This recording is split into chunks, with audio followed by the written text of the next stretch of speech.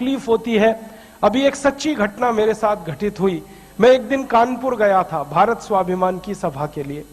तो कानपुर के railway station पे उतरा। उतरने के बाद शहर में बाहर आने के लिए नीचे पुल पर से उतर के आया तो एक छोटी सी चाय की दुकान थी। उस पर एक बेटी और एक माँ और एक छोटा सा बेटा आपस में बात कर रहे थे। वो क्या बात कर रहे थे? वो कह रहे थे, माँ हम गरीब क्यों हैं? तो कान में मेरे शब्द पड़ गए। मैंने कहा ये इस तरह का प्रश्न कोई अपनी माँ से पूछे तो मुझे लगा ये कोई साधारण लोग नहीं है, कुछ तो इनमें असाधारणपन है। चल के पूछा जाए कौन लोग हैं, परिचय लिया जाए। तो मैं गया उस दुकान पे, मैंने पूछा आप लोग कौन हैं? तो उन्होंने कहा कि हम तात्या टोपे के परिवार के लोग।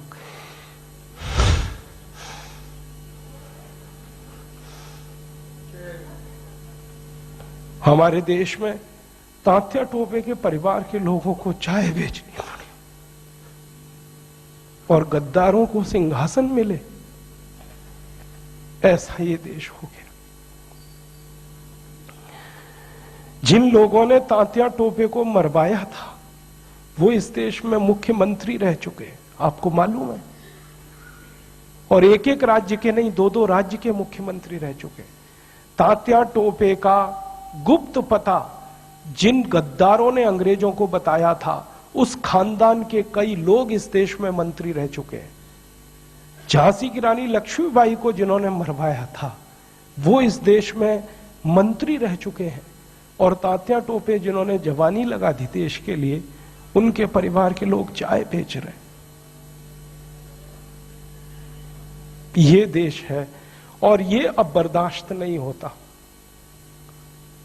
और ये बर्दाश्त होना भी नहीं चाहिए किसी को। क्यों बर्दाश्त होना चाहिए? ऐसा देश तो हमने कल्पना कभी की नहीं थी। तात्या टोपे ने कभी कल्पना नहीं की थी कि ऐसा देश बनेगा। ये झांसी की रानी की कभी कल्पना नहीं थी, चंद्रशेखर की कल्पना नहीं थी। चंद्रशेखर जैसे क्रांतिवीर ने इस देश की क्या कल्पना की होगी। एक कहानी सुनाता हूं कि वो घर से भाग गए थे 13 साल की उम्र में। माता पिता बहुत गरीब थे, खाने को घर में नहीं था, घर छोड़कर भाग गए, बनारस आ गए, क्रांतिकारियों के संगठन में शामिल हो गए।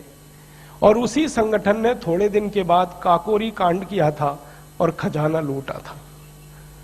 तो धन आ गया, थोड़ा सा पैसा आ गया। तो चंद्रशेखर को उनकी मां और पिता का संदेश आया कि जो पैसा तुम्हारे पास आया है इसमें से कुछ हमें भी दे दो, हमारी गरीबी में काम आएगा। तो चंद्रशेखर अपने माता पिता के पास गए थे और एक ही उत्तर दिया था कि मेरी रिवॉल्वर में 2 गोलियां हैं, पैसे तो दे नहीं सकता,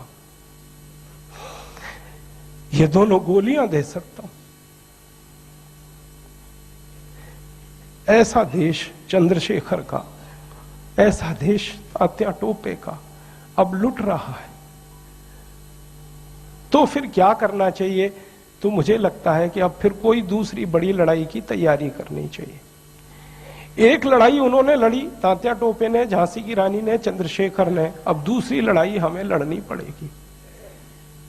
इसके बिना कोई रास्ता नहीं।